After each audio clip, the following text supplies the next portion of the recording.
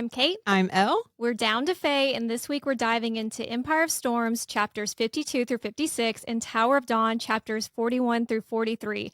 I don't know what happened last week. I said we were going to be covering Empire of Storms chapters 50 through 52, and then I just didn't do 52. Oh, and it's a okay. Lorcan and a lead chapter. So Ooh. I don't know, like I was off all week. Like I fucked up at work. Oh, no. And you know this I because know. there was someone who was making a big deal about it. And it was one of those mistakes where you don't have anyone to blame but yourself. I mean, I still blamed other people. Yeah, but also, like, It was if just you stupid. check your own work and you, like, didn't see the error the first time, you don't see it the second time either. So it's just a moment where you're like, whoops. Well, I'm not you. I don't have an important job. It's Oh, not thanks. it's not life or death where like no one in country music is going to die over a mistake. So there was someone who was making a big deal about it. And before I could stop myself, I I was like, this is why no one likes you. Oh, did you actually say I that? said it out loud. I swear to God, like this is 100% true. And then I had to play it off of just like kidding because that is kind of my sense of humor. But it just popped out of my mouth, and I was like, I can't take that back. At least you say, like, somewhat unhinged things sometimes. So, like, people are like, Yeah, exactly. oh, whatever. It's just Kate. It was just silence after, and I just had to start laughing. Joke. I feel better now because I had a hot dog last night. Oh, it does help. It really For does. 4th of July, I always have to have I want a burned hot dog. Actually, as you said that, like, I had a chance to have a hot dog yesterday too instead of barbecue, and I was like, I will take this charred hot dog. That I mean, sounds I great. think if you only eat hot dogs on July 4th, you're eating hot dogs. It's performative. Mm. I love hot dogs, but I hadn't had one in a while. And I'm not like feeling super patriotic. You had a good one though. You had a daddy's dog. Those are Yeah. like, for those that are local to Nashville, those are like super loaded up hot Mhm. dogs, like Oh, it all had kinds of good so stuff much on stuff them. on there. I mean, it took like 30 minutes to get, but it was a very good hot dog, and I saw the fireworks. And it wasn't it's not a year where I'm feeling super patriotic. I've fucked enough men in the military. I support my troops. You can't accuse me of not being patriotic. We have a lot going on But here it's been a weird year, like in weird the political vibes. climate. There's just a lot happening. Yeah. But I do feel better after my hot dog. I'm glad that it It helped. fixed me. Well, for anybody else that was confused after last week, because I also had a moment where I was like, Kate, we have something different listed online. There is a new graphic on the Instagram with the chapters and the dates for the tandem or the next list of the tandem that's listed, and that's at DTFAE podcast. And then I also started like 5 audiobooks because I finished Caught Up. I did not love the ending. Ooh. But it wrapped everything up a little too neatly. Like, it was just a happily I don't know, do I not like happily ever afters? Like, it's too like, so many of the things that we thought were gonna be big issues turned out to be non-issues. It's almost like if you tie up every single thing, it feels too neat. And Yeah. I don't want to hear, yeah, I get it. Like, I don't know how to describe that without saying, I don't want to hear every single detail the way it ends up. Like, leave something to the imagination. Like, everything doesn't have to be answered. I'm almost more interested in the 3rd book because I think it set up the roommate Tyler Oh, to get a book, so I'm interested in that, but I think that we need to be able to accept positive reviews that are I enjoyed reading it. I won't be reading it again. To me, mhm. that's a positive review. Like, I don't regret reading it. Like, honestly, my favorite parts of the book were when we saw Josh and Allie from Lights Out. But I think that's a positive enough review. I felt the same about Jurassic Park or whatever it's called. The new one, the Yeah. Jurassic World Rebirth or something. So you did enjoy the movie. It just was is not fine. There super. wasn't much of a plot. But Yeah, I some love of them are kinda like dinosaurs. Like, that. it's fun to just go and see the dinosaurs on, like if you see it, I would see it in theaters, and I love Jonathan Bailey. Yes. So but it was just, like, no plot. Yeah. So a lot of them have been like that. I also am a sucker for all the Jurassic Park movies.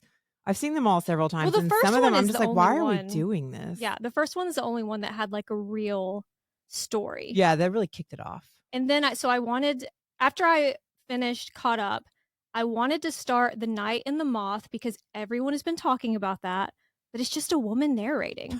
And I've been more into duets and dual narration, so I was like, "Oh, I'll start Shield of Sparrows." That's another one everyone has been talking about. $24 on Spotify Premium. I've never seen an additional charge, like, in addition to what you're paying to Spotify Premium. So that just pissed me off, and I was like, "Nope."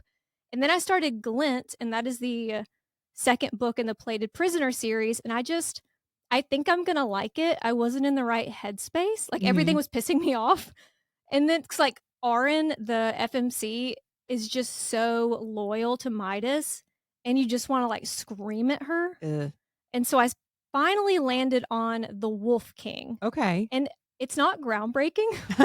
So it is, a princess is promised to, like, this disgusting lord, so she and her father, the king, are there where the lord lives for their wedding, and the lord is making men who turn out to be, I think they're werewolves, they're like shifters, but they are wolves, and they're fighting for their entertainment, and there's this one giant alpha, and he's about to kill a younger guy, and the princess stops it. Like, it's different than a lot of the books where we're screaming at them to do something. Mhm. Within the first couple of chapters, she stands up and is like, "Stop."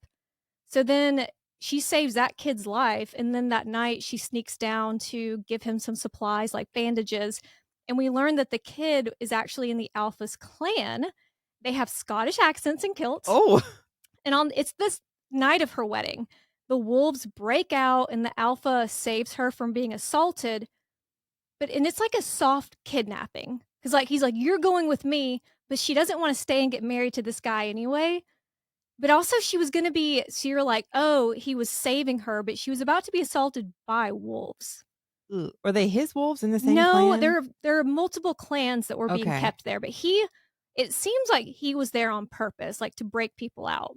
Okay. So this big alpha, he ultimately gives her a choice, and she's like, "Oh, I'm gonna go gather intel on the wolves for my dad, the king, and I'm gonna show him that women can be more." I'm tired of being more personally, but the alpha, Callum, wants to use her to get back, it's something like the moon's heart. Like, it sounds Okay. like mythology, but they're taking it as fact. It sounds very much like even just saying Moon's Heart makes me think of, like, the Moonstone Yeah. that's in so many other series related to werewolves. Well, I'm assuming that it's gonna turn out like plot twist, she's what he's looking for, like she's like the Oh. human. I don't know that for sure, but that would be my guess. And there's apparently a love triangle, so I'm interested to hear the lore of the wolves and this war between the humans and the wolves. So I'm gonna keep listening. There's just a couple things that are really starting to get on my nerves as a reader.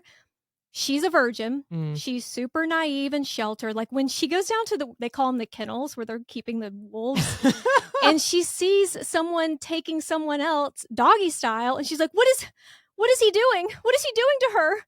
Like, Ugh. she thinks that he's hurting her, and she's, like, clearly enjoying it. Yeah. Oh, and her name's Aurora. Okay. So you're like, "Okay." But it's been a fun listen so far. It's mindless, but that was kinda what I was looking for. Yeah. The problem is everything these days is marketed as ACOTAR. Perfect for ACOTAR, fans of ACOTAR and this. And, like, I obviously love ACOTAR, but not everything has to be that. Like, unless Tamlin it's like a Tamlin situation and Callum is, like, just the first love interest, I don't know what about it could possibly be ACOTAR. I mean, they're literally like, "Hey, it's romantasy, so it's like ACOTAR." If you Yeah. like ACOTAR and a romance with people that aren't just human, like, okay. Yeah, That and literally is all the books. it's a lot more Outlander than Mhm. ACOTAR Game of Thrones because we didn't get a good girl, but we got a good lass, and I was like, Oh, "Okay," I and, might like, like that a little better, actually. and the male narrator has a pretty good Scottish accent, Mhm. so I'm interested. Oh, I'm not saying you can't have, like, a naive FMC because, like, sometimes it makes sense for the character and the setting that they're in, but sometimes it's hard to read that at my age, so, like, I Mhm. don't know.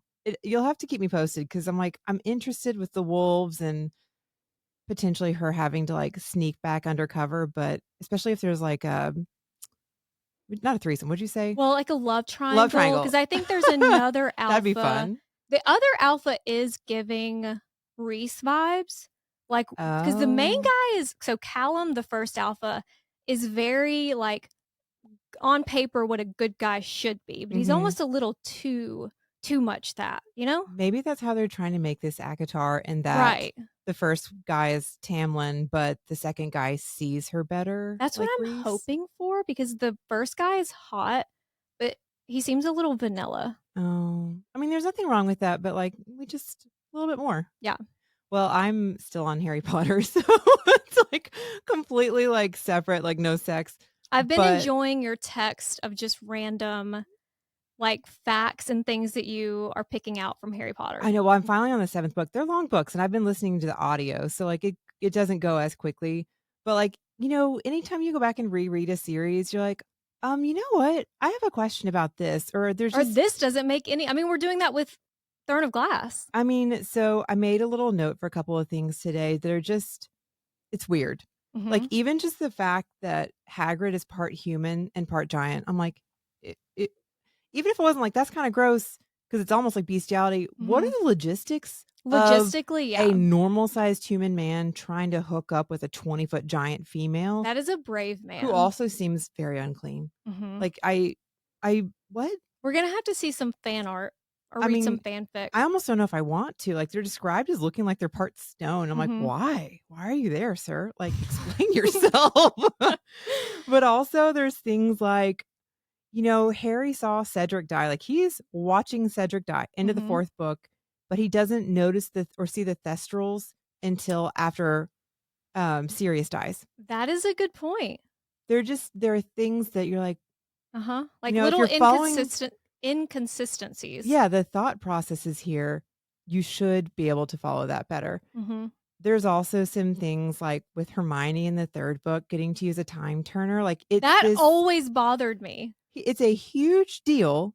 It's kept locked up at the ministry, but we're gonna let a 13-year-old girl Yeah. take some more classes. We're not gonna stop, like, huge world events. Well, they even literally in the plot, she's like, "Okay, we can't influence what's gonna happen, but you're literally going back in time to save the lives of 2 people." Yes.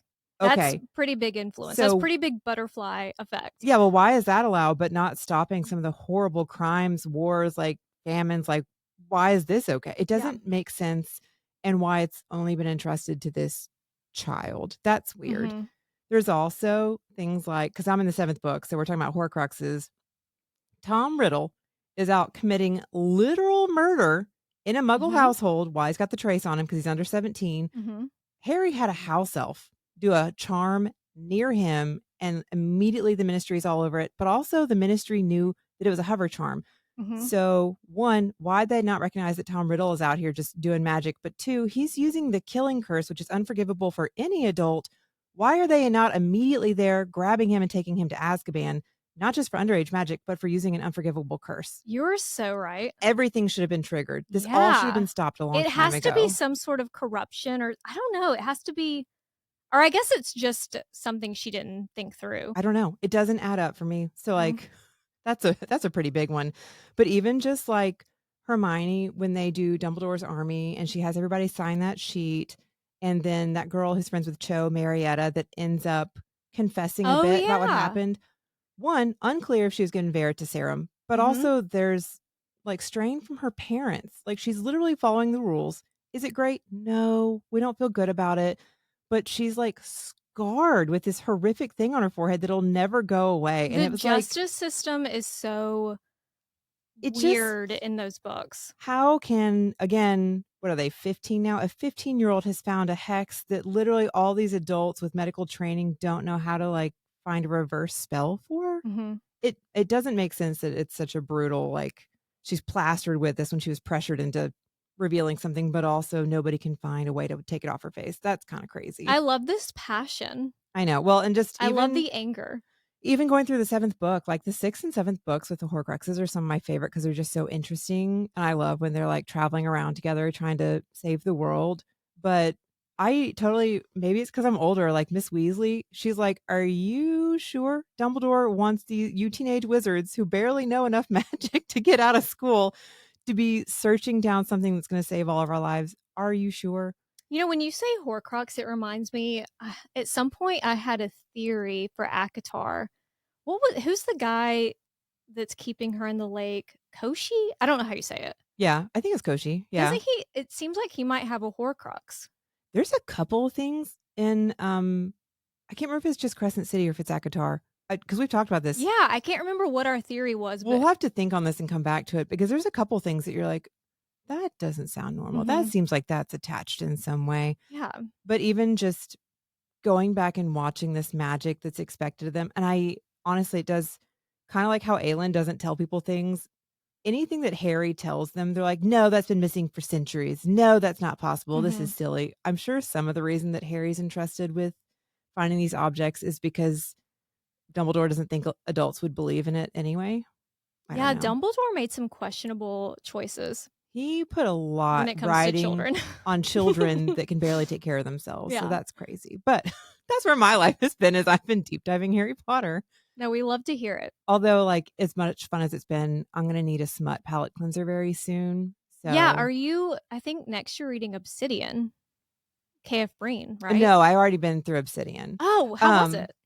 it's good. I have not read the Demigods of San Francisco Yeah. series, And it and seems to be a spin-off. Like, I don't think that it's directly connected, just in the same right, well, world. you see the same people. Actually, Yeah. it is connected to an extent. So, like, when I was first reading it, I was like, "I don't understand what's going on. I don't understand the world that we're in." So, Mhm. like, that took me a minute until they started talking about something with, like, the demigods that control San Francisco, and I was like, "Wait, This I is another think." series. Yeah, so it's like you have that series, and then one of the characters you see in that series, this is her story, because you Mhm. still see the demigods and, like, some of their blood sworn and some of those characters, so it's good. I almost wish that I had read more of I the. think I tried to start reading those and I couldn't get into it. It is different. It's more, it's more like insta lust, because they have this Yeah. connection that sometimes that's hard for me to, like, Mhm. just jump into a book that I'm like, "We're just gonna immediately, like, you smell good and we're gonna fuck, that's it." Well, Like, insta lust that they think is insta love. yeah, I mean, it still ended up being. I need to go back and reread it because I've heard great things about the series, but I think for the world building side of it, I would have had a better understanding if I hadn't just been thrown into it because I had read the other series. Well, I'm So, just wasting time until the second On Wings of Blood, the Bloodwing Academy uh-huh. audiobook comes out because I did really enjoy that. And then I still need to do the A Fate Inked in Blood, whatever that second book is. Yeah. I still need to do that, but I kind of want to read it so I can take notes. Well, I also have a mermaid story that I need to do a book review for, because Mhm. somewhere in there I started coming up with a list because we just don't see mermaids a lot in No. romantasy, or they're sirens, or it's a very specific, like, Little Mermaid retelling, which this one Or the kind of is. Kraken one that I read. Yeah. This one definitely has some tentacles, so I was like, Mhm. "Oh." Oh, I love tentacles. So, like, I read that a few months ago. I'm gonna probably reread that soon so we can do a book review on that, because that's just a fun summer, like, spice. So much to look forward I to. know, it's time to spice my life back up. I've had my palate cleanser. Today, we are picking back up in Empire of Storms, Chapter 52, with Elide and Lorcan sailing through the waterways of Eelway, guided by Hellas toward Aelin. Lorcan would never take the word key, would never take anything from a lead. But once it's given over to Aelin, it's fair game because he's like, that bitch, I'll take something from her. And he does still plan to steal the word keys and then find the third one in Morath and then destroy them before Maeve destroys him. Mhm. Because I, it all started as I need to save Maeve from herself, which I never truly understood. But I do think that has shifted. That part has shifted because he actually does care about someone now. Like, and someone cares for him in return. That's the big difference is someone caring for him in return, which Maeve never did. So his priorities have shifted, but I guess he still thinks he needs to destroy the keys. It's like a save the world suicide mission. It's just who he's doing it for has changed. Can I just point out, like, I think I mentioned this last week. And I've probably said it before, I do not understand Lorcan's reasoning for doing this. Even though he's been around for 500 years, he knows very little about the keys. He has Does he no wanna idea. die? He has no idea what the fuck he's doing. He's like, "I'll destroy him." With Mhm. what? No, I know. How? You know nothing about it. Why are you taking it from Aelin, who actually has magic that might be useful? I just. It's more dangerous to collect them and have them all in one place with no plan of what to do. Well, I mean, like, people had them together in the past and couldn't destroy them, but somehow you, with whatever Yeah, magic you Brandon possess. didn't know what to do, but Lorcan's gonna figure it out. Yeah, I just don't understand why he keeps like, "I'll take them from that bitch." Like, why? Why do you think this needs to be, even if you're keeping it from Maeve, why does it need to be you? He seems almost directionless. Mhm. Like it's easier to have this goal where at the end of it you die. You don't have to consider how you want to spend the next 500 years if you're dead. So it's like before it was easier to be like, I don't have to plan or think about anything because I'm going to be dead. Well, and you can comfort yourself that your reasoning for doing this is altruistic, Mhm. but it's like, I don't he just needed something, and he knew that Maeve couldn't have the keys, even if he won't admit to himself why she Exactly. couldn't. Yeah. But yeah, you're right, directionless, like, he got here and he's like, "Cool, I'm chasing him down." If he hadn't met a lead, he still wouldn't know what to do when he found them No. all, if he had them all. Well, Lorcan and a lead reached the stone marshes of Eelway, where the land has sunk 30 feet, which is crazy, as if some furious god stomped a foot across the plain and left an imprint. I don't know how I ended up on this side of TikTok that says that giants existed, which, Okay. I mean, if you're reading the Bible, there was Goliath, there Yeah. were giants, but there you can show me proof, like, quote, unquote, "proof" of anything, like a giant bone and be like, "Here's your proof," and I'm like, "No way!" I can't tell a difference. And it led me to this other side of TikTok called John's Bones, and he has this museum of human bones. Like, he has a wall of spines. And the Whoa. problem is not everyone consented to their bones being shown. Like, there is a market of just buying and selling bones because if you donate your body to science, apparently some places afterwards will just sell your bones if you don't specify. Yeah, I've seen horrible things about, like, universities where they're supposed to be studying your body for, like, Alzheimer's research, and they sold it to do Yeah. something else. Well, and some of them are bones that are like 200 years old. Well, I know they didn't They consent to didn't that. consent to it, and he used to sell them, like, before he had a museum, he used to sell them, but then so that led me to my side tangent for today. Okay. I went on this Eva Perón deep dive. You remember her, like, "Don't Cry for Me, Argentina"? Oh, yes. Okay. Okay. So 3 years after she died, her corpse was taken. There was a political coup, and her corpse was stolen. It was moved around, and then it was stored in an attic. Ooh. Like, someone just stored it in their house. But the guy didn't tell his pregnant wife. So one night she went up there to try to figure out, like, what he was hiding. He came home, thought someone was stealing the body, shot and killed his pregnant wife. That's excessive. That's Like, what crazy, is right? wrong So with you? then the body is taken to an office and it's displayed like a trophy. Like, Ew. this guy is insane. So they're like, okay, we have to take the body, but they don't want it to be used as a symbol against the dictatorship. Like, they don't want it to be like a symbol for who are now the rebels. So, with the help of the Vatican, they buried her under a fake name in Milan, and then when they were doing negotiations with her husband, with Perón, who had been in exile in Madrid, they finally returned her body. Then he died, and it was up to his third wife to take the body to Argentina finally, 1976, 16 years after she died. Her body had been on the move that entire time. That is so That's crazy, wild. right? That is like, wow. That All is you had to crazy. say was bone, and I was like, this, and then this. You like, Kate finds the wildest things that you end up in these deep dive tangents, and I'm like, wow, I've Well, never there's heard so of this. many Wow. stories that I've never heard. Like, I knew the name and she's in history books and everything, but I was like, "What the fuck?" But I mean, you also will end up like on like Reddit deep threads, and Oh, I'm like, yeah. where did you hear that? Like, it's Oh, just yeah, I saw a crazy. picture of the bot Wow. because they at some point, they had, like I don't know if she got hit or it was in moving, but the body was, like, not in the best condition, and it's just crazy. Well, I mean, it's not like they embalmed it or did anything, I so think they did embalm it. oh, okay. Because 'cause I'm like, that So it body was being moved around somewhat is so somewhat disrespectful. preserved. But, yeah, she's now actually buried where she's supposed to be buried. Phew. We're not even safe in death, because that happened to Marilyn Monroe. Like, after she died, her body disappeared for hours.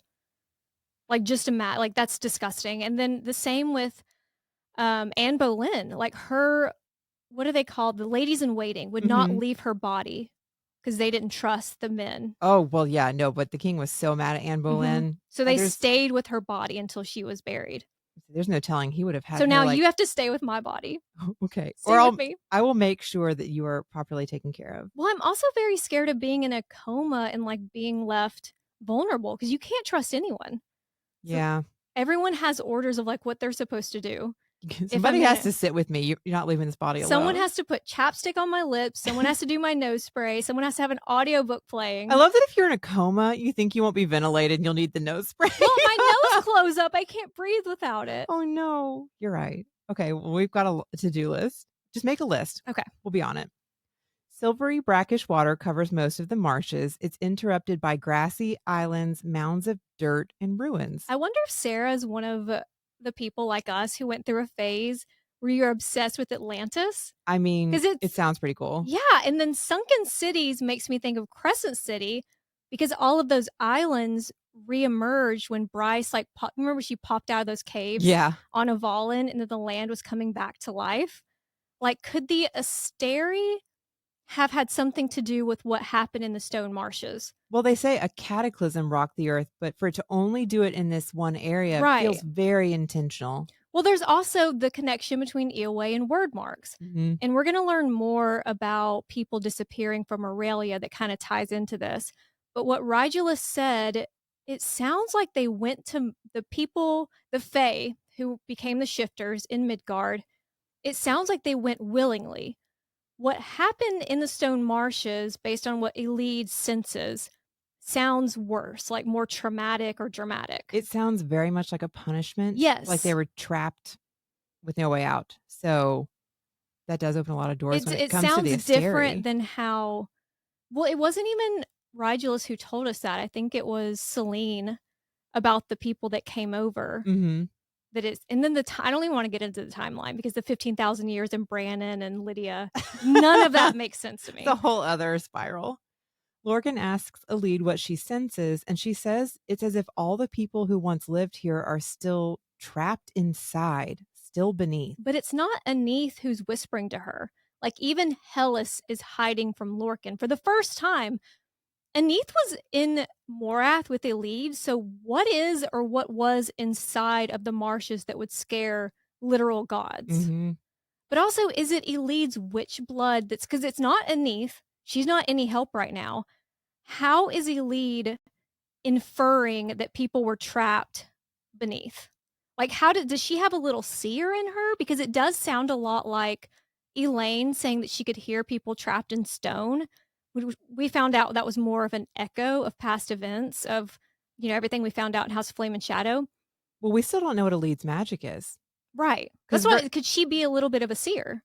definitely possible because whatever magic she may or may not have now that magic is back, we're not necessarily seeing it show itself in a very specific way. There's a lot of things that she's very intuitive and very Mhm. aware of for She's very somebody. perceptive, Yeah, for somebody that's been trapped in a sheltered her whole mhm. life. Yeah, she's very aware of Who things. hasn't even she's met, like, 5 people in her life before she went to Morath, and she was that good at it. So could that be What a is the word I'm little looking for? Not even like a soothsayer, because it's not just like a potential seer. It's like she has such an awareness mhm. of what's around her and people's not feelings, but reactions. Like Yeah. I think it has to be something with her blood, Yeah, I think that it's a her little magic. well, I think that that's her as a person, but I do think it could be a little magic too. And that might be why she's that way as a person, just because her magic has helped her to evolve that way. And that's why she has that connection to Aneth, But, I mean, because if you Aneth asked always saw me, that. like, if I were in the marshes and you're like, "What happened here?" I'd be like, "How the fuck would I know?" I'd be like, You I know? don't But she's looks like like an earthquake. I but don't even know. Lorcan doesn't question it because 'cause I'd be like, "What do you mean you can hear them?" Well, he even asks her though, Mhm. because he's immediately like, "What do you sense?" Like he can Yeah. tell that her senses there's something additional there. Lorcan does not know what happened here. It was in ruins centuries before he was born. But he tells Elide it was part of a kingdom that is now gone, a lost people who wandered and merged with those of different lands. Different worlds, and we Ooh. know that people from this world went to Midgard, but when Elide and Lorcan are looking at the ruins and statues, I remembered a line in Crescent City. Bryce is talking about this 15,000-year-old statue that Jessica has brought in, and she says it's from a sunken city, the original Beneath. Ooh. And that would be 15,000 years, that would be as old as the Asteri's arrival in Midgard. So that makes me wonder, is the current Beneath in Midgard, is that like the underwater realm? Is that not the original Beneath? Like, what does that mean? Because there are those underwater highways Mhm. that we saw. And I don't know if any of it connects. I don't know if anything about the Beneath in Crescent City could connect to the Stone Marshes, but it's interesting. Like, especially I want to know more about the Mer lore and like where they originally came from because I know they predate the Asteri, the Mer, but Mhm. does that mean they're from that world? Right. Could they have also entered that world Right. at a different time, but still before the Asteri? It just It's the way that SJM phrases things that sounds so similar that you can't help it. You're like, when you say beneath, are you saying the Mhm. same beneath since you said it exactly the same way in Right. the series? Well, she leaves things so open with the stone marshes because we really don't get any answers.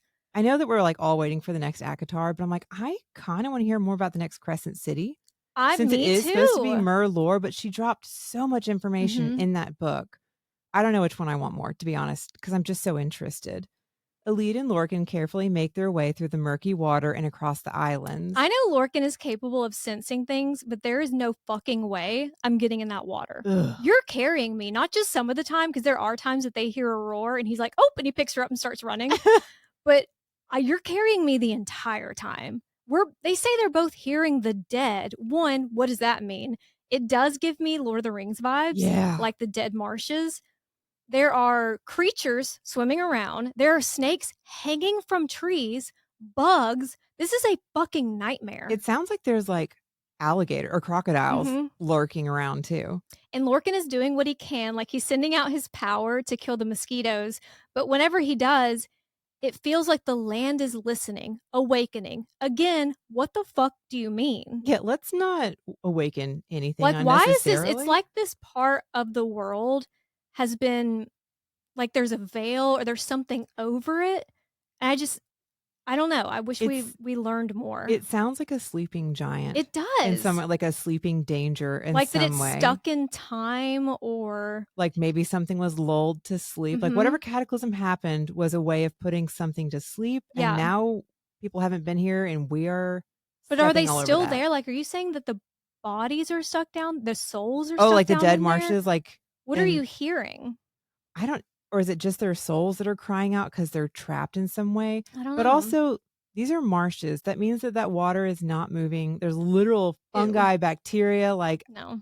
I don't need a cut on my hand to cause an Oh, infection that one I die cut would from. take me out. Did you ever watch that? Yeah, I know you watched it. The tornado documentary Yes. where the guy was literally sucked out of a car Ugh. and he survived that. But then because of whatever, I don't know, spores or No, whatever was in the air it was so close to, oh my gosh, I drew a blank. What's up and area? The Ozarks, yes. that they ended up bringing it brought, like, flesh-eating bacteria from the Yes. water in the stagnant He got Ozarks that from area. floating around, like, It, like, in blew the the sky. hurricane, like, blew it in, so, like, Mhm. not only did he get thrown, but, like, what was left of his broken body got covered in, like, flesh-eating bacteria. That's so insane. On the 4th night of this hellhole, Alita and Lorcan find a rare sanctuary, the ruins of a hall with 3 walls and no ceiling. Lying between the wall and Lorcan, Alita is unable to fall asleep and asks about Maeve. I would have asked so long ago. It has to be killing her, but like us, Elite is super confused why Lorcan is saving this female, or, he thinks he's saving her, but this woman is going to kill you for it. And he explains that he has been in love with Maeve since the first time he saw her. I think Lorcan just doesn't know what love is. This is just the first person who gave him any time, like any direction or Mhm. like a not a will to live, but like a reason. I mean, he was living on the streets, so I'm sure she came in and blew his mind just Mhm. with, like, everything, all her power, her grace, her beauty. Like, that's not love, you're just in shock. He confesses that he's not her actual lover, that she laughed at him the one time he offered, Ugh. so he's made himself invaluable in other ways. Like, first of all, if you laugh at me in that situation, that's the last time you're ever gonna see me. Yeah. But Lorcan is just so desperate for any sort of not even affection, but he's just so desperate to belong somewhere. His way of saying, like, as he was saying that, and he was like, "I've been in love with her for this long," I couldn't help it if I was a leader, be like, "Then why are you cozying up next to me if you're in Yeah, love with really. somebody else?" Like, this feels a little weird then, but, like, okay. Again, clear he doesn't But really he's know what also love clearly is. been fucking for the past 500 years. Yeah, well, also, like, Maeve shut you down, so, like, why would you be pining after her for hundreds of years? Mhm. As explain. As he's been fucking too, though. All these men that are like, "I've been pining." Have you? Because when I'm pining, I'm not You fucking. know what? It's also an easy excuse not to let anybody get close to you emotionally Yes, because it 'cause you're like, is. "Oh, I there's something I can never have, and that's what I'm attached to." You're Yeah. so right with Lorcan and Az, that's it. They're just emotionally unavailable and blaming it on being in love with these women Yeah. that they know they don't have a shot with. What are you hiding from? Actually, don't tell me. Or do. I don't know. Alid thinks that Maeve uses Lorcan's love to manipulate him, to string him Mhm, along. she's perceptive. Maybe again, also for a lead who's never even seen romance because she's been trapped in a tower since she's like 8. It's not like she's sitting there watching rom-coms or Yeah. reading books. How do you know what this looks I like? do love the idea of her being up in her tower watching, like, 10 Things I Hate About You. I would or if nothing else, I'd be sitting up there watching out the window like, "Ooh, look, they're having a fight down Yeah, in the I would've marketplace." been oh, yeah. I gotta be entertained somehow. But I mean, it's just this has to be some part of Elite's magic because Mhm. she picks up on things so well and she has such an understanding for somebody that hasn't had the opportunity to have any of these experiences. She's also good at articulating it, Yeah, I can't put where things into words well. yeah, like, when some people are explaining their situations to me, I wanna be like, "Are you fucking stupid?" Like, Yeah, that's what I would have said to Lorcan. She's saying it much more delicately, sensitively. I don't know, she is it's and she sensitive. isn't. Well, she's like she's frustrated, but she's pointing it out to him in a way that he is hearing her Mhm. versus just like berating him for being dumb. But yeah, she thinks that Maeve is stringing Lorcan along and manipulating him. But you know what? Maybe Maeve will change her mind when there's a chance that you'll leave. But Lorcan's blood sworn. He will never leave. Then I guess you'll be pining after her for eternity, Elide snaps. Get him, girl. Because it is hard to listen to someone you care about explain a situation they're in when you, from the outside, you can clock what's going on. Hmm. And Lorcan grips her chin and warns her not to mistake him for a romantic fool. He doesn't hold any hope for actually being with Maeve, which, as Elide points out, doesn't seem like love at all. But also, you don't hold any hope for that. So again, you're using this as a shield to avoid Mhm. something else. When Lorcan asks what she would know of love, Elide says that it should make you happy. It should make you into the best possible version of yourself. Two things Lorcan wasn't happy or the best version of himself until he met Elide. Oh, Lorcan doesn't mind being around Elide, he says, which, I mean, did you just give me a wow. compliment? High praise. And then he smiles. When I picture him smiling, it's actually terrifying. But she says that it makes it, like in the Adams Family, the second one, Uh-huh. where she's at camp and they like make her watch all these Disney movies and they're like, give us a smile. And she smiles, but it's terrifying. Yeah. Too But forced. it makes him look younger, more handsome. And Elite can't help herself from touching his face and then his lips.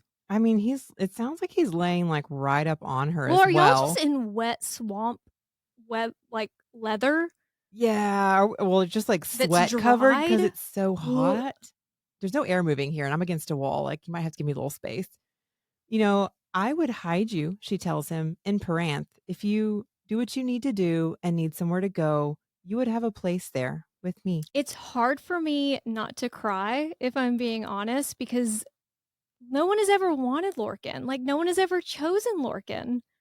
He gets berated a lot or picked on, or he's used to having to be hard because he's second in command and there's always somebody. They love to challenge each other. So he's always had to have a wall up. And here somebody is seeing him, seeing his faults and his weaknesses, and still saying, it's okay. Well, Maeve has so much to give and gives him nothing, and Elide has nothing, and she's still willing to give to him what she could. Well, he's also blood sworn to Maeve, so he couldn't leave. But all of the cadre have clearly not left him, but nobody has been on his side. Alide has no reason to be tied to him. Nothing is Mhm. forcing her. And she's like, I will come for you. Yeah. I will protect you, which I'm sure is a shock to him.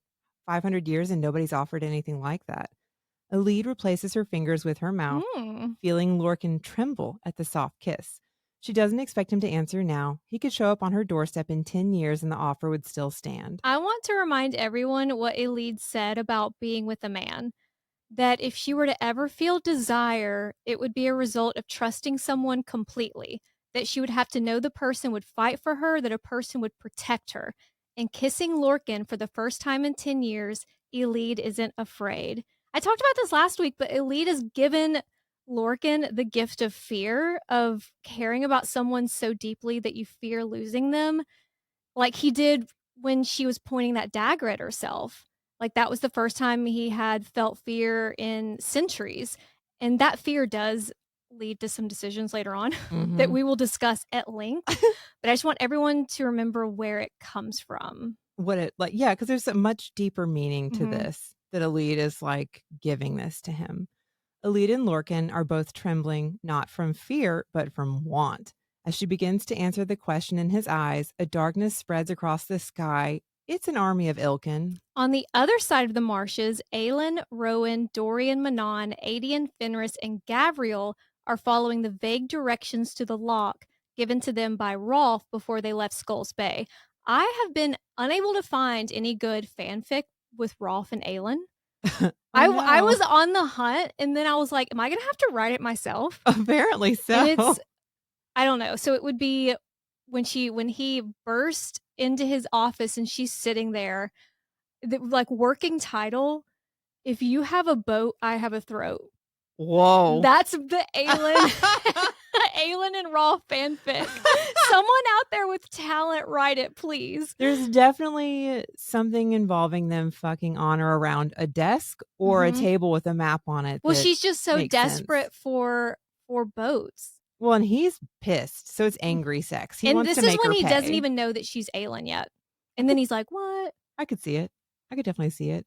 Even after spending 3 days straight using her magic to put out fires on Eelway's coast and feeling exhausted physically and mentally, Aylin's power is demanding more.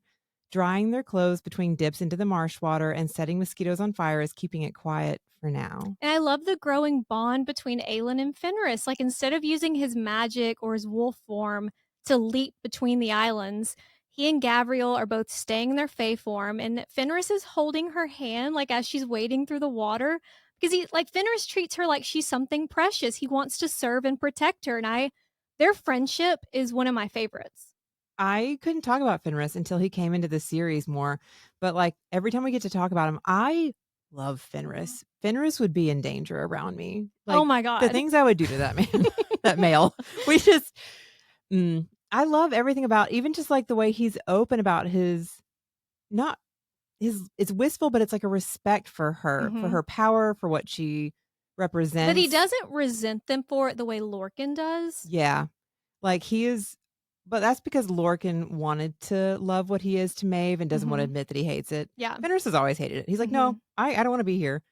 So, the way that their friendship grows, I just It's so love sweet. Fenris. I wanna see somebody bone Welcome. I was gonna say bone the shit out of Fenris, but yeah, fuck 'em. Noting Lysandra's brand, Madame Clarice's brothel sigil that they branded over after she gained her freedom, Fenris asks if it remains no matter her form. In answer, Lysandra shifts into Fenris and shows the brand on her wrist, so it does stay. Then she's like, "Wait, what's the point of these?" And she's running her tongue over the elongated canines, and Gabrielle warns, "If you want to know an answer that's appropriate, don't ask Fenris." I, for one, would love the inappropriate answer because we've now had 3 Fenrises. We've had Fenris, Bloodhound Fenris, Lysandra Fenris, 0 sex scenes. I mean, the How many fact Fenrises are we gonna have to go through? that we know he's gonna say something inappropriate, I'm like, Let the we man speak! could have the dirtiest sex scene. Like, I need to hear more. We could have 3 Fenrises involved, Oh my god. just fucking each other. Well, is that weird? No, Maybe not. I mean, it's it's mm, magic. yeah, it doesn't count if it's all me. Rowan returns from scouting ahead and reports they'll be at the Marshes Center by tomorrow afternoon. And he says that it reminds him of the Sin Eater's temple, and that's something we're gonna revisit when we learn more about the Sin Eater in Kingdom of Ash. They set up camp for the night. Aiden is doing his best to make a meal, and everyone's gagging. It's not the First of all, it's not the kind of gagging we've been begging for, but also, he's, like, doing his best with literal swamp creatures. Ugh.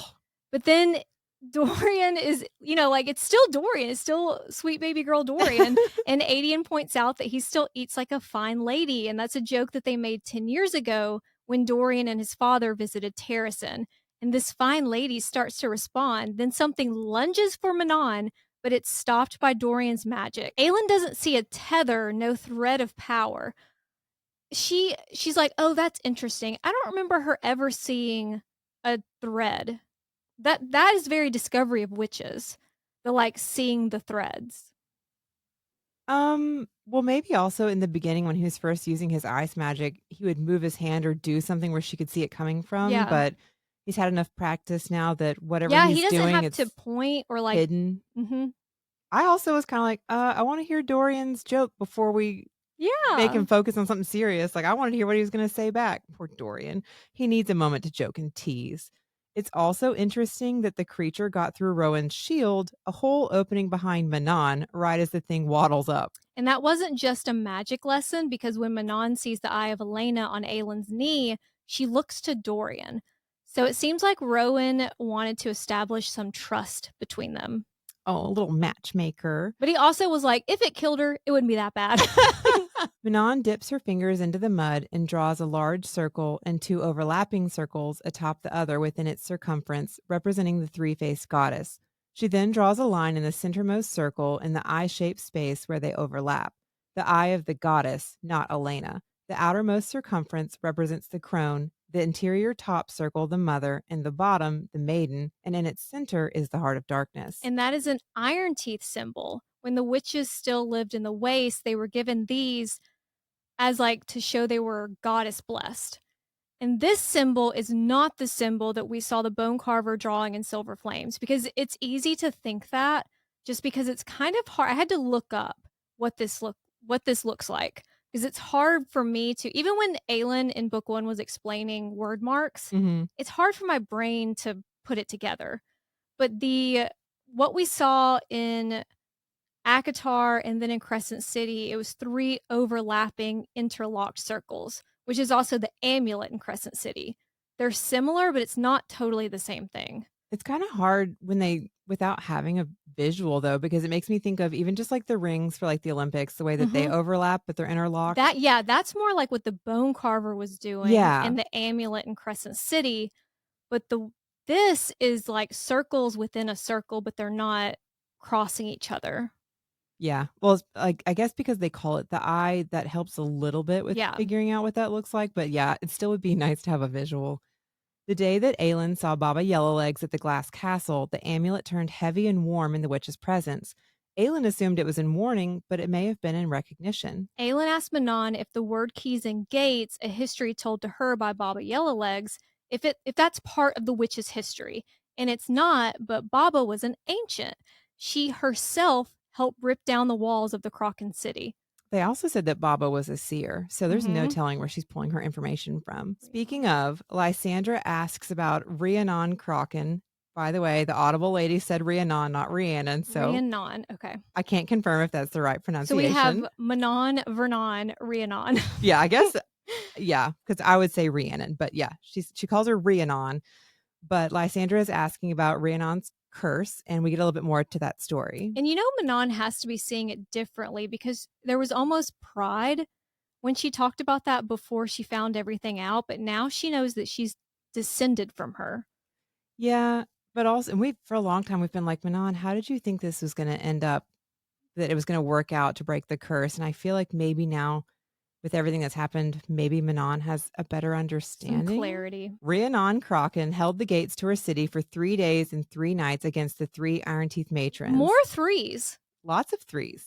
Her sister and her children were dead. Her consort was spiked to one of the Iron Teeth war caravans. That makes it sound like they carpooled in vans to war. Like we're caravanning. I just was thinking how horrific that is, but yeah, the Oh caravan, yeah, that's terrible. The consort spiked. the carpool does sound a little funny. As she lay dying on the fourth day, the Iron Teeth ripping down the walls of the city around her and killing her people, she cursed the three matrons and threw them all Iron Teeth. She cursed Baba Yellowlegs, the one who made the killing blow, herself. And with her last breath, Rhiannon was like, y'all may win the war, but you're not going to win the land. For this shit that you've pulled, if the wastes are in your hands, the land will die. Witchlings will be stillborn. Food and water poisoned. It's a very old school biblical curse. Yeah. The Iron Teeth didn't take the curse seriously, not at They're like, first. okay. Well, they don't really have magic in that way, so it's like, you don't expect it to Right. be something. Then the first witchling was stillborn, and another, and another.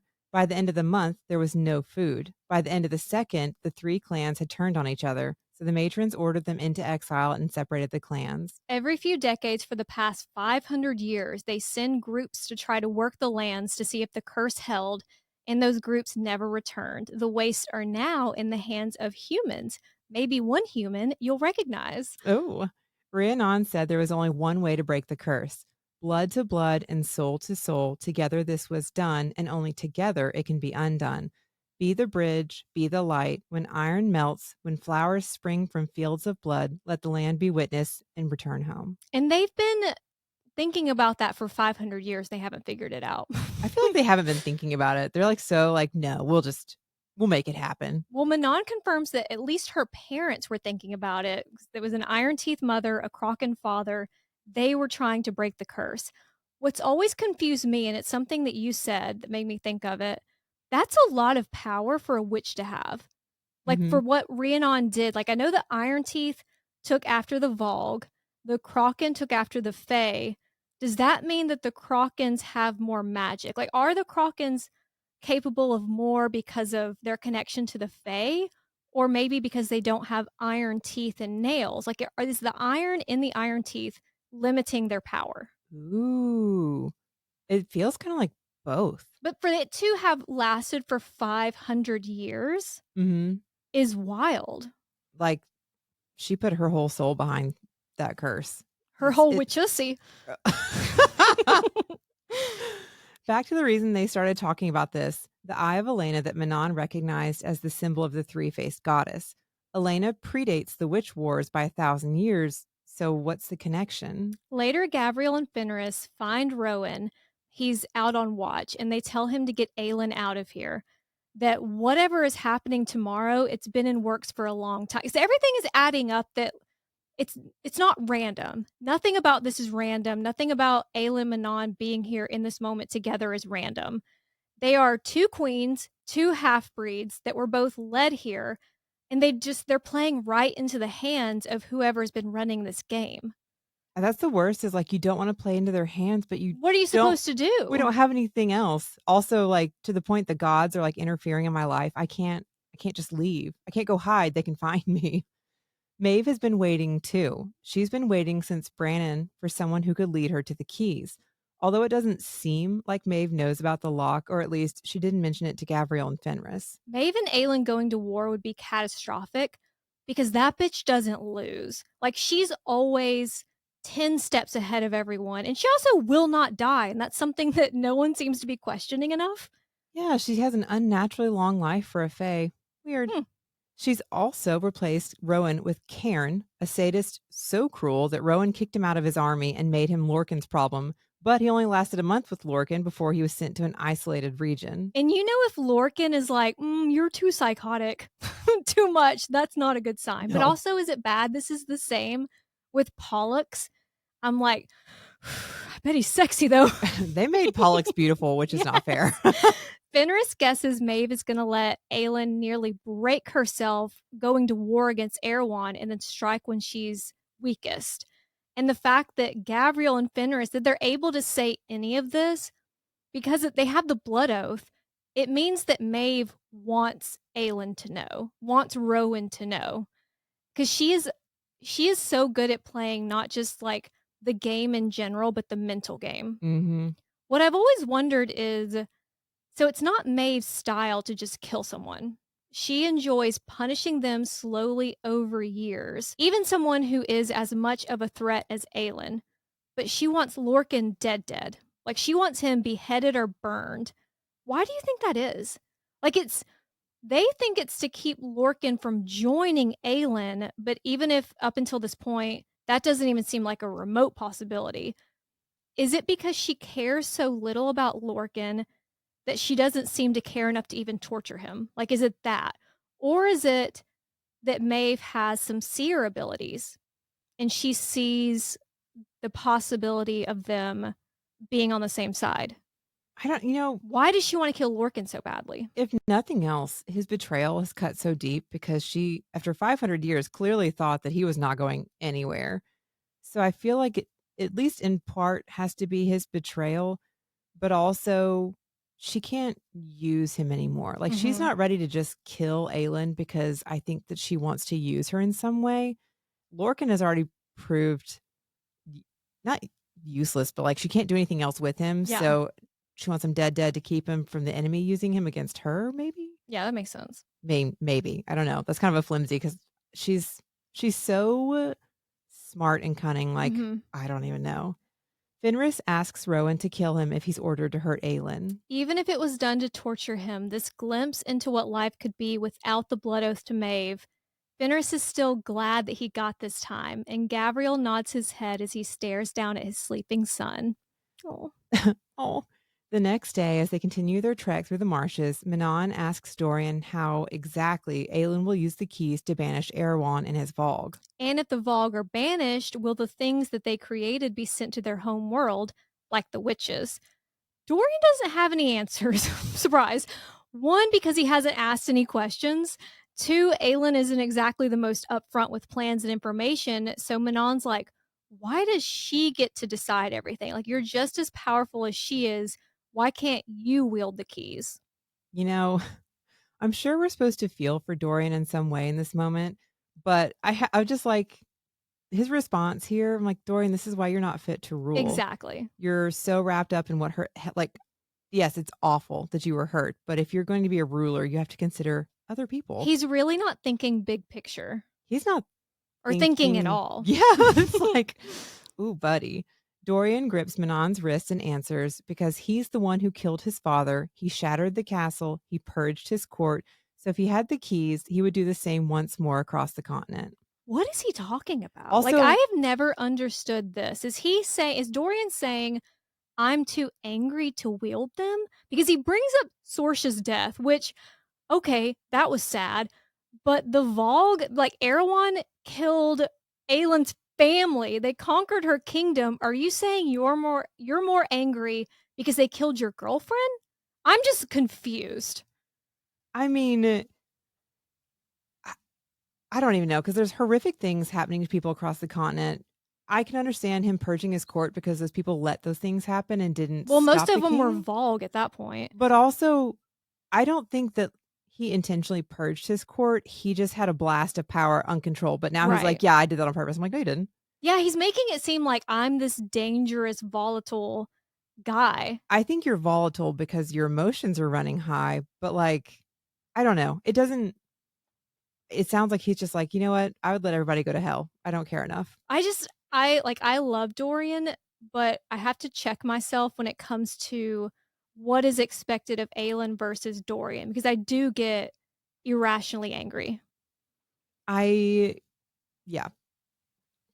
Even just thinking about when Chaol is like Dorian should rule, I'm like, what about Yeah, him is showing you that he is ready to right. take Well, care it's of like others? Aelin is this monster and Dorian should rule, but like someone's having to make these tough calls and it's not going to be him. I'm not saying Dorian didn't have a terrible childhood and bad things happened. Part of me wonders if Aelin has been dealing with horrific things for so long that she's much further down She can the compartmentalize a the lot. grief pathway that Mhm. she's had to find a way to like work around it. And Dorian's like, I mean, Sorsha being beheaded was horrific for him. They hadn't even fucked. I know. I'm trying to give him a second. But like, so he is still like in his beginning stages of processing grief and You're anger. gonna like it just doesn't you're if you had the keys, you would what, destroy the world because your girlfriend died? What are you talking It about? almost sounds like he would just let the world burn because he doesn't care. Like, let them keep doing what they want to each other. I don't know. Yeah, like, what do you I mean, are you baby girl anymore? What do you mean? They reach the lock by midday, finding it on an altar inside a half-crumbling and flooded stone dome. While they're scouting, Aelin asks Rowan what Mala said to him that morning that she appeared to him. And that would have been the morning they arrived in Doranel to confront Maeve, when Rowan prayed for two things: for Aelin to survive the encounter with Maeve, and the second was a selfish wish, a fool's hope, but it came true. I didn't realize that Mala had actually replied to him, so that's fantastic. Well, what do you like? Did she talk in his mind? Well, I'm like, did Or just like flash, like the sun got brighter for a second and you're like, okay. I mean, she didn't even know he was actually praying to Mala. She saw him like staring at the sun, but like I would be like, are you okay? she's drawn a lot of conclusions here that I'm like, oh, I okay. still love the idea that Rowan and like Aelin and Rowan's bond doesn't mean they can communicate telepathically. It's just Aelin working through her own thoughts while staring at Rowan, And he's got no and thoughts he behind has his no eyes. thoughts. Before Rowan can find out why Aelin is asking about that, why he sensed her fear and pain, they reach the altar and the chest atop it, covered in word marks, some that Aelin is familiar with and some she isn't. Before they can open it, Lorcan's magic reaches them, a warning signal alerting them to the Ilkin army of 500 on the horizon. Lorcan and Elide are racing towards Whitethorn and the Bitch Queen, Okay. partly so the word key Aelin carries isn't taken, but keys aside, Lorcan doesn't want to see the look on Elide's face if they get this close to Aelin just for her to die. I love that he still plans to take the keys. I'm like, I so you know. care for this, but like what you're about Well, to I do think to he them has won't to, matter? like, in his head, it's like he's not ready to admit he's doing all of this free lead. Uh huh. So he's like, I mean, I'm doing it for the word keys, but I'd also hate to see the look on her face. Right. Yeah. He has to tell himself that's what he's doing. Rowan's plan is to use the ruins to force the ilk into bottleneck into key areas, but there's another way that Aelin points out the word key hanging around her neck. Given what happened last time, that's super risky, and Rowan is not on board for obvious reasons. Then Adian cuts in. You wanted to send a message about how powerful you are. You flashed your magicussy around. Now look what happened. I have some thoughts on this. Yeah. One, not the fucking time. Like, I can see both sides here. It's just not the time. Like, I do think if Aelin shared more about her plans, especially the whys, the people around her would understand her actions more. Like, Adian didn't know the real reasons that they were visiting Ilium.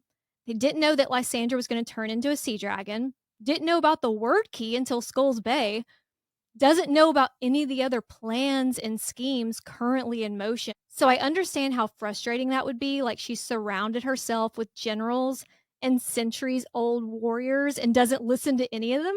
Like, if Adian knew the full story, the whole context, I don't think he would be acting like such a dick right now, because he's asking, oh, where are your allies? Where are your armies?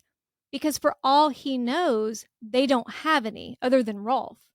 And he is later on hard on himself about this interaction, but I don't really blame him. I But mean, again, not the time. this looks like a losing situation. If you had told me more of your plans, I might have still disagreed with you, but at least I would be prepared in Mhm. some form. Like, just because we're doing this doesn't mean it is the best choice. It's just what we're doing because I'm following you. I don't know. I would probably also be maybe not the right time, but I would probably be a dick about some of this stuff too. Because do you have a plan? We're all here Right. trying to help, and you haven't delegated anything. We don't know what's And going she on. does. There are things in motion, and it leads to something really bad happening that if she had told other people, it might not have happened. Yeah. There's several things that you're just like, a little communication could have gone a very long way. But again, this is not the time for this convo. The Mhm. plan is for Adian, Gavriel, and Fenris to herd the ilk into Aelin. Rowan and Dorian will hit them with magic, and Lysandra will rile up the creatures in the marshes to attack any who land. Adian's like, try not to miss this time. Okay. Like, All now right. you're just being a bitch. Yeah, But they are seriously. like siblings, and that's a very sibling thing to say. Also, Adian is really, at this point, the only one, like, he loves her. Everyone else is obsessed with Aelin. So he's taken over from Kaal, the humbling her, you know, which is a very important role. It is definitely necessary. Rowan tells Aelin, remember who you are and that you're mine before she sprints That away. is, I'm picturing that is actually such an ick. Like, it's so funny to picture someone like you're standing still and then you turn and just start sprinting. I mean, she has to run towards something, so it'd be weirder if she's just running to run. My favorite TikTok trend right now is couples being like, I've never actually seen you run at full speed. And then they run for each other. It's just so I funny. have actually seen, yeah, they're like running down the street. Like, Yeah. is that it? Is that really what you do? Aelin is sprinting away and she stops in the middle of the plain, plummeting into the abyss of power that was opened by Deanna. Dragging that much power back up to the surface will be a test of control and strength, but she is the queen of flame and shadow, the heir of fire, Aelin of the wildfire, Fireheart. I thought that Queen of Flame and Shadow was going to be more of a connection to House of Flame and Shadow, you know? Yeah, maybe. We're not done. Lorcan sees Aelin standing alone in the middle of the plain and realizes they're on the wrong side of the river because his warnings worked a little too well. He's like, this is what you get for trying to help. He's like, damn it. Lorcan lunges for a lead who now wears Athryl's ring and throws them both to the ground, covering her body with his. He throws a shield around them, dropping hard and fast into his magic and throwing everything he has into the barrier. Lorcan feels Aelin's power, the sort of power that comes around once in an eon.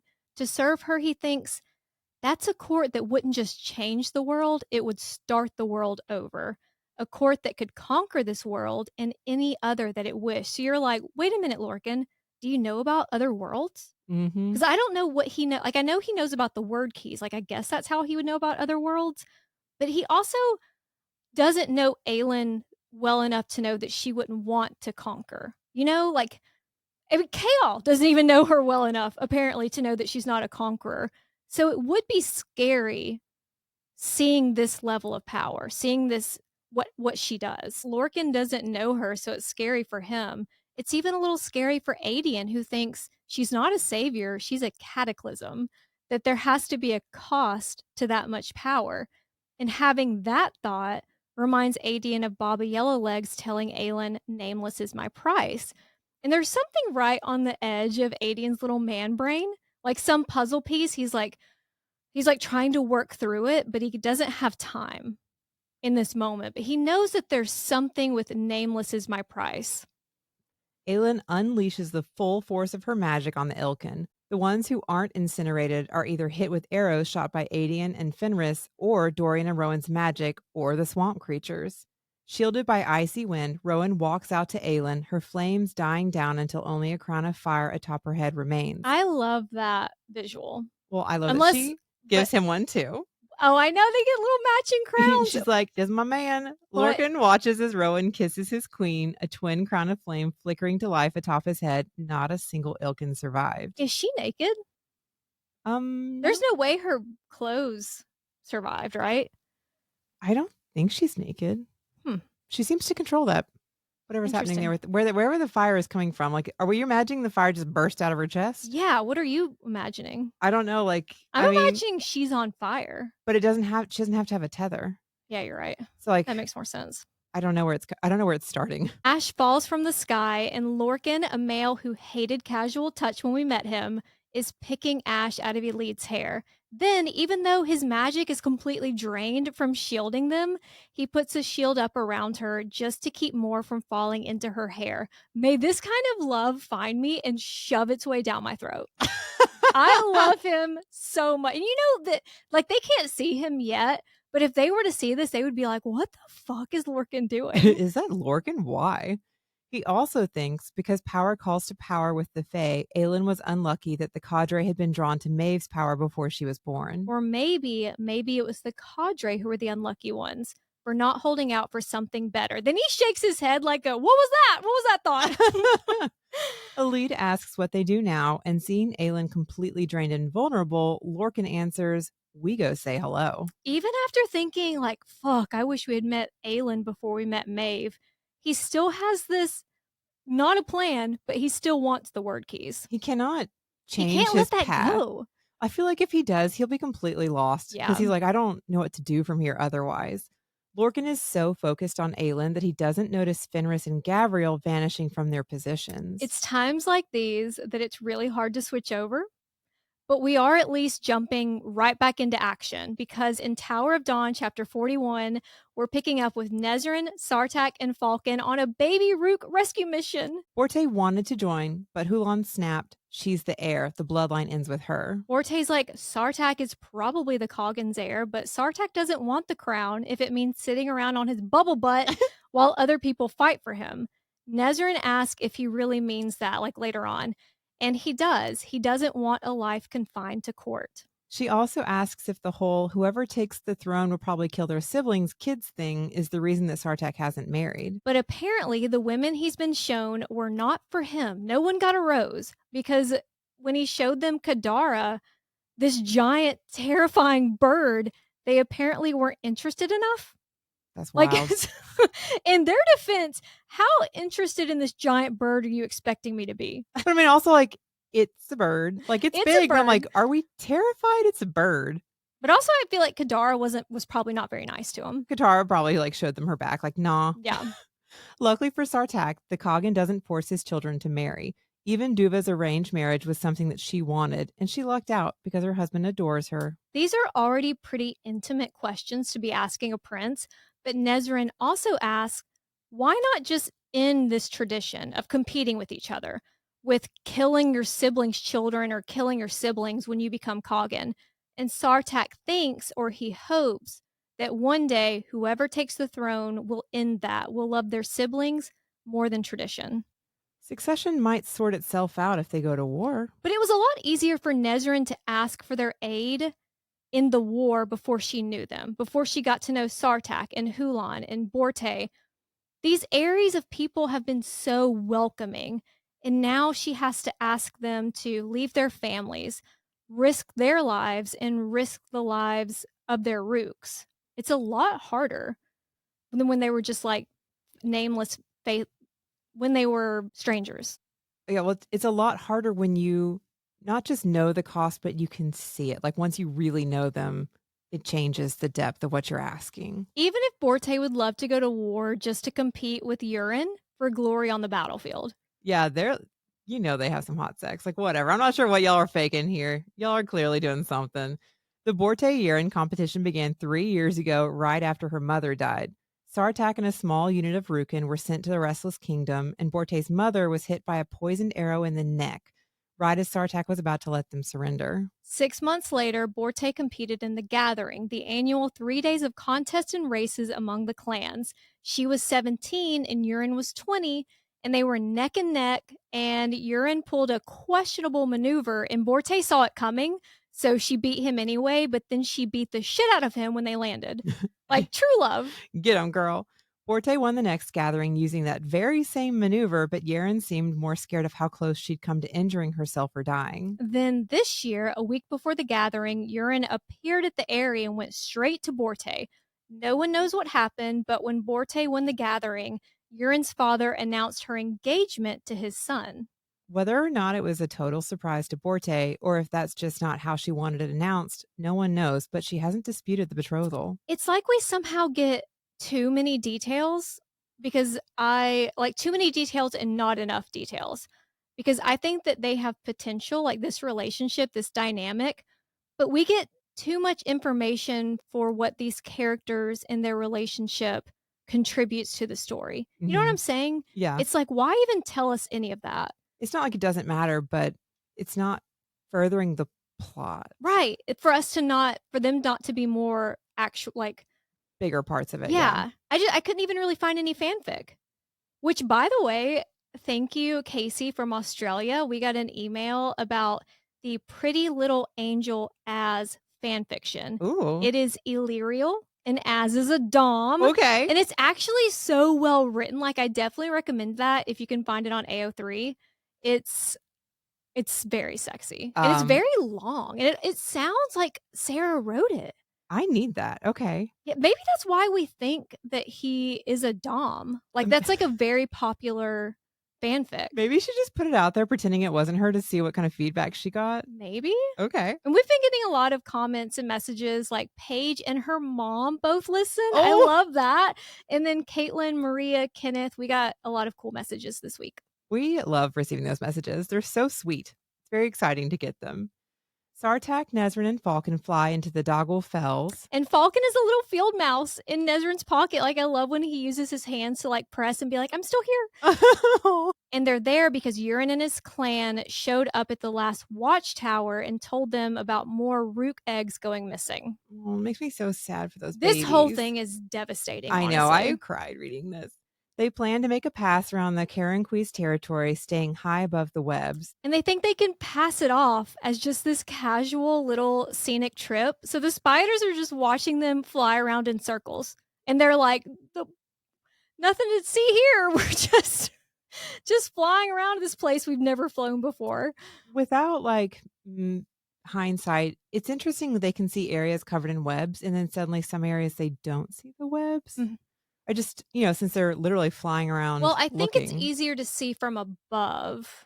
Well, I mean, but But then when it happens, Kadar is in such a panic and I going so guess. fast and diving that I just don't think they have the Or is it like if the sun doesn't hit it just right to make it sparkle, they don't Yeah. see them at all because they're so fine. Mhm. I don't know, because it seems like there are some areas, maybe the webs are just really thick and they're aware that that's where something is, and Yeah. then this whole situation kind of is awful. They spot a rook hatchling trying and Aw. failing to fly, and Kadara frantically starts flying toward the pass. Right into a giant web. The leather straps holding the saddle onto Kadara snap, and still tied to it, they hit the ground, Sartak twisting to take the brunt of the impact. Sartak is dazed, but he's alive, and Nezrin is begging him to get up. Like Irene told Kael, like Kael told Aelin during the duel in book 1, like Aelin's subconscious tells her when she's battling the Vogue, and like Sartak commands Kadara, his voice breaking. Lying 30 feet away, Kadara is coated in spider silk, her wings pinned. While Sartak starts cutting the web using the Asterian knife he took from the watchtower, Nezrin retrieves her bow from where it fell. Before they can even shout a warning, the baby Rook is killed by one of the spiders. Nezrin shoots one with an arrow, and just as the second emerges from the trees, Kadara finally gets airborne. Great news for Kadara, but Nezrin, Sartak, and Falcon are left behind to face the half-dozen spiders. Yikes. Back in Antica, Kael is given a stubborn horse named Varasha for the journey to the oasis for Irene's birthday. The breed is an offshoot of the Styrians, bred for the desert. Beautiful, but it can't compare to the one Dorian gave him for his birthday last year. That was just last year that Aelin threw him that birthday party. So much has happened. There are around 30 people in the party, including Kael, Irene, Hassar, Renya, Caution, and Argan. None of Irene's actual friends from the Torre, though. They also take off as soon as they clear the city, only stopping once for the horses to get water. They really come, like, they've always been entitled. They really come across like spoiled assholes in these chapters. Like, even if the horses are bred for the desert, they're pushing them really hard. Kael sees blood in some of the bushes, and they're making these poor guards stand out, like, in the middle of the desert just to point them in the right direction. It's just like, this is my birthday party. I don't like anyone who's here, and you race off and leave me. Even just like to get out of the city, they made the guards like almost like a procession, like get people Yeah. who are trying to go about their business and earn money, get out of the way. We want to charge to the Mhm. streets because I can't get, I don't know, get my horse running fast enough. Like it Well, they just, don't need to have people positioned. They could have one person, like, leading them. They just don't wanna wait. Like, they wanna race through. I understand if it was a safety issue and you don't want to have everybody pushed against like your princes and princesses, but like y'all are just doing it because you want to race and you're selfish and it's Mhm. so entitled. Kael challenges Irene to a race though, and winner gets a kiss when and where of their choosing. That's another thing that gets on my nerves about some of these books is there's always a scene in, I would say in, like, 90% of these books where a man is like, something about "Where I'll kiss you," and the woman's like, "What do you mean?" Honestly, it's like a Where? trope because it is honestly listed so What do you often. what like, other than my mouth? Where would you kiss me? But also, Ice Planet Barbarians, he's like, "What? What are you doing with your mouth?" I just got the weirdest visual of that. Okay. As they fly across the sand, Irene laughing, her hair blowing in the wind, Kael feels perhaps for the first time as if he's awake. And that's where we'll pick up next week in Empire of Storms, chapters 57 through 59, with Elide reuniting with Aelin and Manon. Because that the whole thing has been finding Aelin. So then she also finds Manon, which is very sweet. And we have like a little dispute. Like, everyone wants Elide. And it's like, no, she's mine. No, she's mine. Which is so cute because she was worried people I forgot know. about her. Well, Or that's she what wouldn't I'm be saying. good I enough. think it's so sweet. And then Irene's disastrous birthday party in Tower of Dawn, chapters 44 through 48. Help Kate's low self-esteem with ratings and reviews, please. Thanks, y'all.